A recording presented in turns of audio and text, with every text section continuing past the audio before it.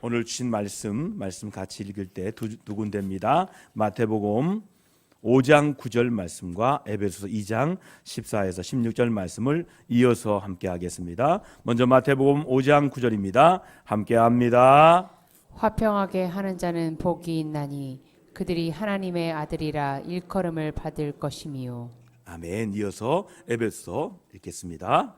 그는 우리의 화평이신지라 둘로 하나를 만드사 원수된 것 곧 중간에 막힌 담을 자기 육체로 허시고 법조문으로 된 계명의 율법을 폐하셨으니 이는 이 둘로 자기 안에서 한 새 사람을 지어 화평하게 하시고 또 십자가로 이 둘을 한 몸으로 하나님과 화목하게 하려 하심이라. 원수된 것을 십자가로 소멸하시고. 아멘. 이는 살아계신 하나님의 말씀입니다. 우리 긴장하는데 우리 안수 집사에서 규를 찬주한 걸 제가 빼뜨렸습니다. 우리 감사드리겠습니다. 오늘 말씀을 통해서 우리 주님의 음성을 듣는 귀한 시간 되길 바랍니다. 세상이 갈수록 전쟁의 소문이 늘어나고 있습니다. 세상에 전쟁이 자꾸 많아지고 있는 것을 보면 주님 오실 날이 다가왔다라는 생각을 해봅니다. 여러분, 나라와 나라의 전쟁도 있지만 이 가족과 가족이 전쟁합니다. 이웃과 이웃이 전쟁이에요. 사이가 좋게 지내다가 어느 날 사소한 일 때문에 다투게 되는 거예요. 어느 시골 마을에 있었던 일입니다. 옆집의 김씨네 암탉이 이웃집 박씨네 마당으로 건너가서 달걀 하나를 낳았답니다. 근데 이걸 보고서 김씨 아들이 말합니다. 우리 닭이 낳았으니까 우리 달걀이야 라고 말합니다. 그때 박씨 아이가 말합니다. 아니야, 우리 마당에 낳았으니까 우리 달걀이야 라고 다툽니다. 처음에는 애들이 다투다가 애들의 다툼이 어른 싸움으로 번졌어요. 그래서 서로 싸우다가 홧김에 서로의 집에 불을 질러버렸어요. 아이고, 밤이 되어서 하늘의 별을 바라보며 생각했습니다. 도대체 무엇 때문에 이렇게 다 불에 태웠는가? 결국은 달걀 한 알 때문이었어요. 아니, 자존심과 고집 때문이었어요. 화해하지 못한 것을 후회해도 소용이 없었어요. 그렇습니다. 우리는 먼저 화평을 위해야 합니다.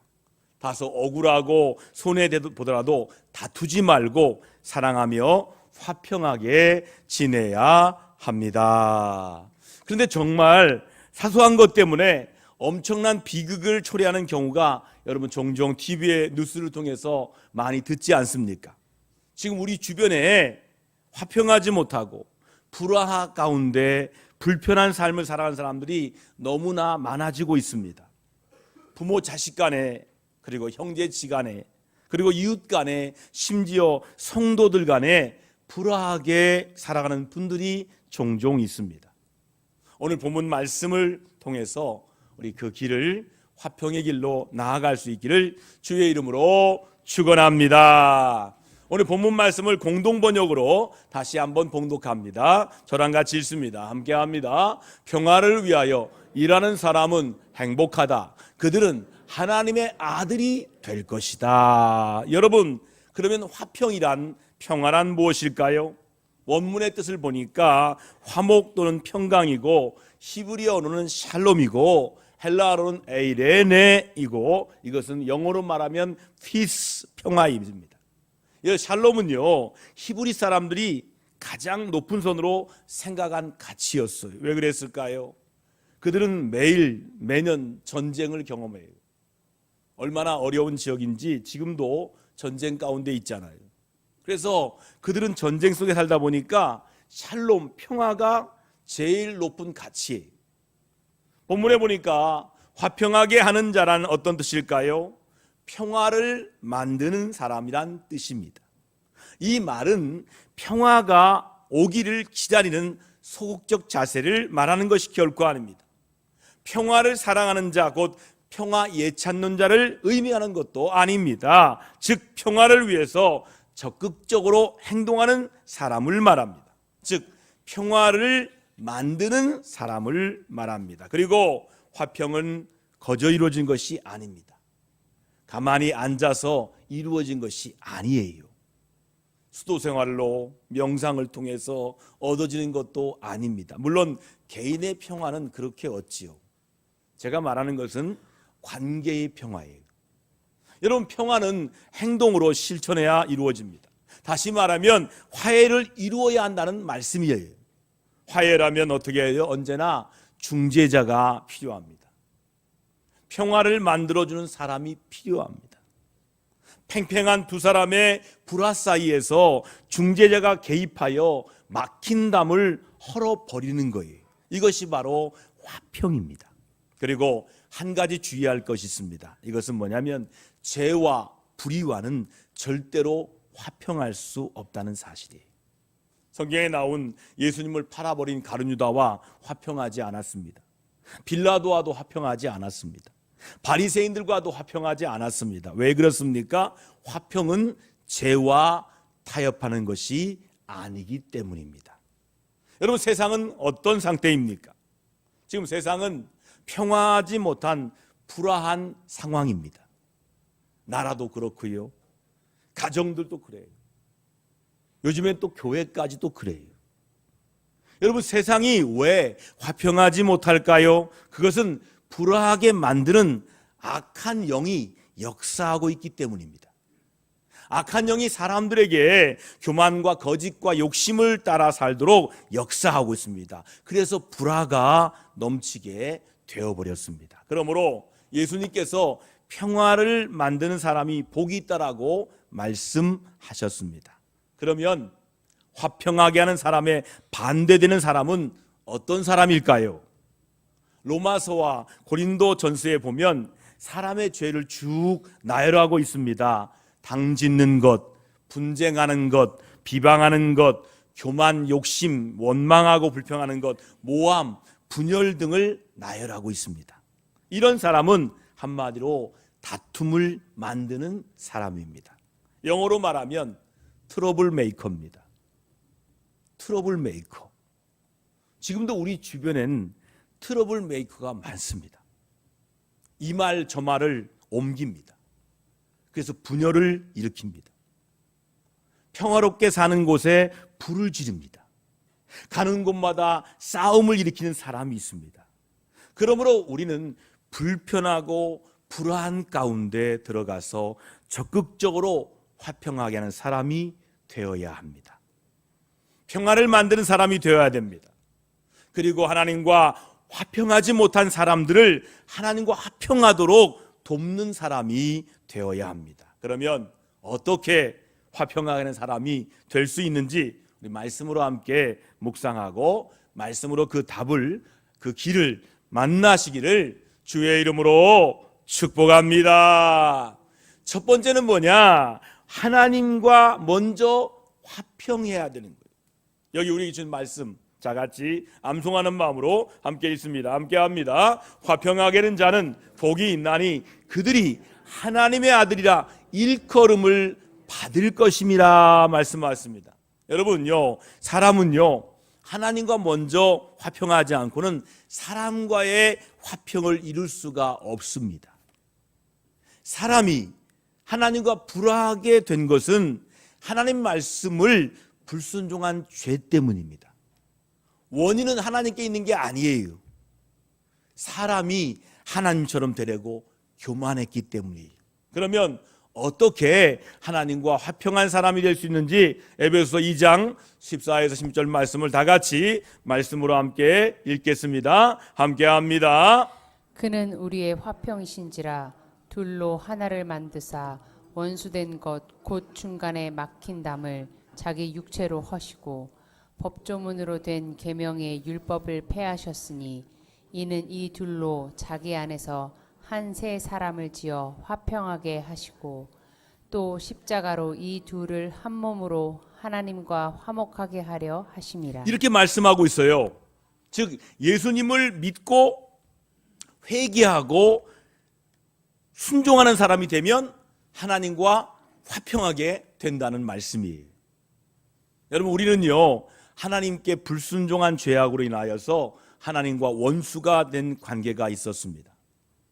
하나님과 원수가 된 관계는 인간의 힘과 노력으로는 절대로 해결할 수가 없습니다. 그래서 하나님께서 이 원수 관계된 관계를 해결하시려고 외아들 예수님을 화목제물로 이 세상에 보내셨습니다. 그리고 십자가에서 죽게 하셨습니다.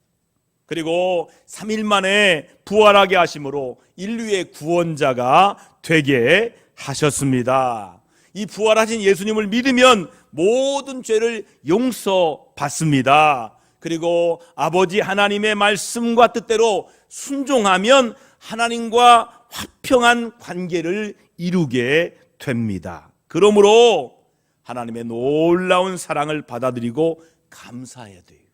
그래야 하나님과 화목하고 화평한 관계를 이루게 된다는 거예요. 여러분, 우리가 아버지 하나님과 화평하게 될 때 사람과 화평하게 할 수 있는 사랑과 능력을 하늘에서 받게 된다는 거예요. 여러분, 지금 나는 어떻습니까? 나는 진정으로 하나님 아버지와 화평하게 되었습니까? 아버지 하나님과 화목하게 되는 것이 바로 생명이에요.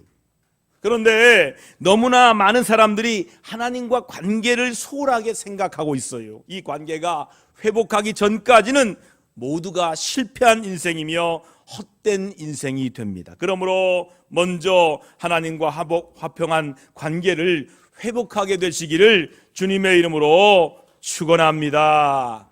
여러분, 가수 중에 여러분 조화문이라는 분이 계세요. 그분이 목사님이 됐어요. 그분이 원래는 까칠한 사람이었어요. 여기도 부딪히고 저기도 부딪히고 트러블 메이커였어요. 그런데 그가 예수를 만납니다. 내 아픔 아시는 당신께라는 노래도 부른 사람이에요. 그가 예수님 만나고 난 이후에 자꾸 떠오르는 게 뭐냐면 자기가 잘못한 후배가 떠오르고 자기가 잘못한 선배가 떠올라서 말씀대로 가서 화해를 했습니다. 어떻게 했을까요? 용서해달라고. 많은 사람이 놀래기 시작해요. 이 조화문이라는 사람이 저렇게 바뀌었어? 왜 그렇게 바뀌었습니까? 했더니 내 주님께서 하라고 했다는 거예요. 그 주님이 누구예요? 예수님이에요. 그래서 그로 말미암아 주위의 가족들이 변화되고 또 많은 연예인들이 예수 믿게 된 놀라운 사건이 있었다는 거예요. 여러분, 우리가 내가 주인이면 내 마음대로 안 되면 다투고 싸우지만 주인이 예수님이 되면 이젠 싸울 일이 없어요. 그리고 주위 사람들이 예수님을 주님을 영접하는 놀라운 구원의 사건이 날마다 일어나게 된다는 이 은혜가 먼저 나에게, 우리에게, 우리 교회에 적용되어지기를 주의 이름으로 축원합니다. 사랑하는 성도 여러분, 그렇습니다. 우리가 먼저 하나님 아버지와 화평하게 되어야 이웃과도 화평하게 될 수 있다는 거예요. 주님이 이 땅에 평화를 이루기 위해서 오신 것처럼 항상 아버지 하나님과 화평하심으로 모든 관계가 화평하게 되시기를 주님의 이름으로 축복합니다.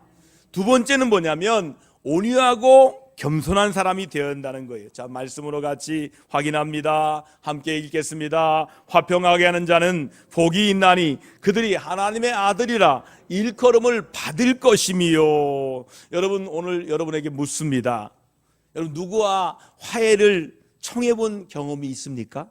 아까 말씀했던 조화문 목사님처럼 예수 만나고 예수 믿고 다음에 아이고 이 사람과도 화해하고 저 사람과도 화해하고 내가 먼저 청해 본 경험이 있습니까?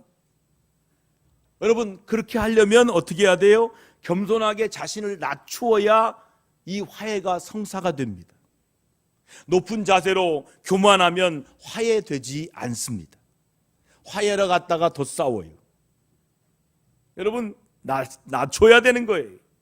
겸손하게 자기를 낮춰야 화해가 이루어진다는 거예요. 자, 사도 바울이 빌립보서 2장 5절에서 8절 말씀 예수님을 이렇게 표현했습니다. 같이 읽습니다. 함께 읽습니다. 이 마음을 품으라. 곧 그리스도 예수의 마음이니 그는 근본 하나님의 본체시나 하나님과 동등됨을 취할 것으로 여기지 아니하시고 오히려 자기를 비워 종의 형체를 가지사 사람들과 같이 되셨고 사람의 모양으로 나타나사 자기를 낮추시고 죽기까지 복종하셨으니 곧 십자가에 죽으심이라. 이렇게 말씀하는 거예요. 아까 말씀했던 조화문 목사님께서 예수 역할도 많이 했대요. 그런데 예수님 몰라요. 그러다가 어느 날 그 예수님이 나를 위해서 자신을 낮춘 것을 만납니다. 어떻게 낮췄어요? 종의 형체로, 십자가의 죽으심으로. 여러분, 그리스도 예수님의 마음은 바로 겸손한 마음이라는 거예요. 여러분, 예수님께서 항상 온유하시고 겸손하셨어요. 그러므로 예수님 믿는 우리는 온유하고 겸손해야 돼요. 온유하고 겸손하면 상대방의 분노를 가라앉힙니다. 상대방이 아무리 화를 내도 내가 온유하고 겸손하게 대하면 그 문제가 해결됩니다. 때로는 바보같이 보이기도 합니다. 그러나 그런 사람이 바로 화평을 만드는 사람입니다. 상대가 화를 낸다고 같이 화를 벌컥 내며 장군멍군하면 화평은 이루어질 수가 없습니다. 여러분도 타고 다니는 자동차 거의 쇳덩어리 아닙니까? 그러나 윤활유 때문에 기계들이 부드럽게 잘 돌아갑니다. 만약 윤활유가 없다면 당장 단단한 쇳길이 부딪혀서 불이 나거나 망가지고 쓸모없게 될 것입니다. 윤활유, 이 하는 부드러운 기름이 모든 기계를 잘 돌아가게 한다는 거예요. 이렇게 부드러운 윤활유가 있으므로 차가 정상적으로 잘 굴러가는 거예요. 이처럼 화평하게 하는 사람은 부드러운 윤활유와 같이 온유하고 겸손한 성품의 소유자인 것입니다. 여러분, 나는 어떤 사람입니까? 정말 나는 겸손하고 온유한 사람입니까? 아니면 교만하고 딱딱합니까? 가만히 보면 교만하여 아나무인 같은 사람들이 나를 비롯해 있습니다. 다른 사람들의 말은 한마디도 듣지 않아요. 그리고 항상 자기의 고집만 내세웁니다. 자기 계획과 자기 말만 하기 바빠요. 그러므로 우리는 정말 온유하고 겸손한 사람이 되어야 돼요. 온유하고 겸손하려면 자기를 부인해야 됩니다. 상대방을 진심으로 존중해야 돼요. 마케도니아에 유명한 왕이 있었어요. 그의 이름은 안티오쿠스입니다. 그는 전쟁터에 나가서 전쟁하면서 병사들과 같이 했는데 어느 날은 막사에서 보초를 서고 있는 병사가 왕이 그 막사에 들어있는지도 모르고 그 사실을 모르고 왕에 대해서 온갖 욕을 해댑니다. 안에 있던 왕은 그 욕을 듣다 못해 천막을 들춥니다. 그리고 말합니다. 여보게들, 듣기가 거북하니까 조금 멀리 가서 욕을 좀 했으면 좋겠네. 이렇게 말했어요. 얼마나 겸손하고 온유한 왕입니까? 만약 급하고 딱딱한 왕이었으면 그 병사들을 다 죽였을 것입니다. 겸손하고 온유한 사람이 평화를 만들어내는 거예요. 지금 나는 얼마나 온유하고 겸손합니까? 형제 자매가 실수할 때 부드럽게 용서하고 그냥 넘어가 주십니까? 아니면 그 실수 이상으로 공격하지는 않으십니까? 세상에 어떤 분은요, 항상 입에 가시돋친 말로 찔러요. 마음을 아프게 해. 상처를 주는 사람이 있어요. 그래서 그 사람 만날 때는 마음이 움츠려져요. 편하지 않아요. 왜요? 말마다 가시가 들어있어요. 상대방을 아프게 해. 상처를 주는 거예요. 여러분, 그러므로 항상 온유하고 겸손하시기를 바랍니다. 사랑하는 성도 여러분, 진정한 온유와 겸손은 예수님을 믿고 배움으로 이루어지게 되는 거예요. 내가 노력하는 게 아닙니다. 예수님을 만나고 예수님을 배우면서 이렇게 배우는 거예요. 우리 같이 읽어볼까요? 나는 마음이 온유하고 겸손하니 내게로 와서 배우라. 예수님 만나면 그 마음의 성품이 예수님 닮아가는 거예요. 그렇습니다. 우리 예수님의 신실한 제자가 되어야 되는 거예요. 그래서 온유하고 겸손하여 화평을 만드는 사람들 다 되시기를 주님의 이름으로 축복합니다. 마지막으로는요, 복음의 사람이 되어야 돼요.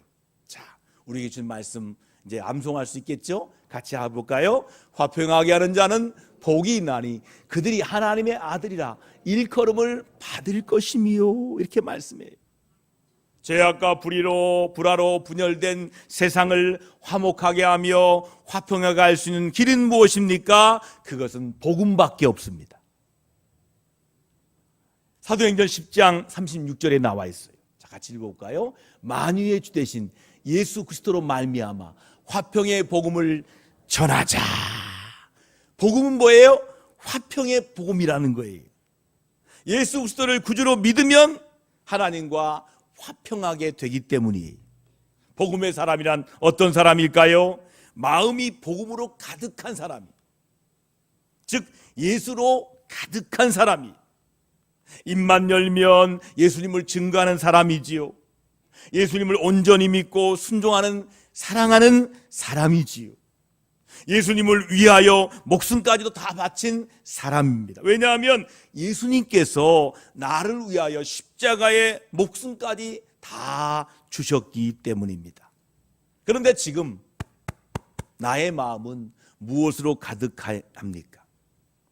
지금 내 입에서 나오는 말은 내 마음에 가득한 것을 말하는 말이에요. 입만 열면 돈을 대해서 말만 한다면 돈에 대한 욕심이 가득한 거예요. 입만 열면 여자에 대해서 말만 하면 음욕이 가득한 사람이, 예수 믿는 사람은 예수님으로 가득한 사람이에요. 그래서 예수님에 관한 말만 합니다. 이것이 바로 복음의 사람이에요. 여러분, 복음으로 가득해야 하나님과 원수된 사람들을 하나님과 화평하게 할 수가 있다는 거예요. 증평에 가면 어느 개척교회 집사님이 계신데 그분은 자나깨나 로또 복권 이야기만 합니다. 로또에 당첨해달라고 열심히 기도합니다. 날마다 일은 안 하고 1등 번호를 연구하고 있어요. 주변의 모든 교인들에게 돈을 빌려서 더 이상 돈을 빌릴 곳도 없습니다. 여러분, 이것이 바로 돈 우상을 섬기고 있는 모습입니다. 마음에 돈 욕심으로 가득 찬 거예요. 그러므로 우리는 복음으로 가득한 복음의 사람이 되어야 합니다. 사도 베드로는요, 복음으로 충만했어요. 입만 열면 예수님을 증거합니다. 그래서 수천 명이 회개하고 예수님을 믿고 하나님과 화목하게 됩니다. 그러므로 초대교회는 진정한 평화를 이룬 평화 공동체였습니다. 사랑하는 성도 여러분, 사람은요, 자기 마음에 채운 것에 영향을 그대로 받습니다. 복음으로 채워야 화평하게 할 수 있는 사람이 됩니다. 하나님께서는요, 우리가 마음을 복음으로 가득 채우기를 원하십니다. 한번 따라해 보실까요? 예수님, 내 마음에 가득 채워주옵소서. 예수님으로 가득 채워주세요. 할렐루야. 복음으로 가득 태워주세요. 모두 복음의 사람이 되어 주변을 화평하게 만드시기를 축복합니다. 지금 은퇴하신 이웃교회 원로 목사님이 시장에 갔답니다. 근데 자기 교인들끼리 싸우더래. 워낙 큰 교회에서 서로 몰라요. 시장에 싸우는데 목사님은 알잖아요. 그 사건을 보고서 굉장히 놀랬대. 야, 교인들이 나가면 싸놨구나. 자기 교인들끼리 싸우는 거예요. 왜요? 예수로 충만하지 못해서. 내 안에 예수로 충만할 때 우리 주위를 화평하게 만드는 거예요. 여러분, 화평하게 하는 자에게 어떤 복이 임합니까? 하나님의 아들이라 일컬음을 받습니다. 본문에 보니까 화평하게 하는 자는 복이 있나니 그들이 하나님의 아들이라 일컬음을 받을 것이며 라고 말씀합니다. 즉 모두 다 하나님의 자녀라는 칭호를 듣게 된다는 거예요. 여러분, 안디옥 교회에 생긴 이야기 아십니까? 안디옥 교회는요, 예루살렘 교회가 막 부흥할 때 핍박이 막 임합니다. 그래서 예루살렘 교회가 핍박이 임하니까 교인들이 막 흩어져서 디아스포라가 돼서 그들이 흩어져서 함께 예배드리고 복음을 전하게 됩니다. 특별히 안디옥 지역에 흩어진 그리스도인들과 이방인들이 함께 어울려서 안디옥 교회를 이루게 됩니다. 그 교회가 바로 선교하는 교회가 됩니다. 이 안디옥 교회는 오직 선교예요.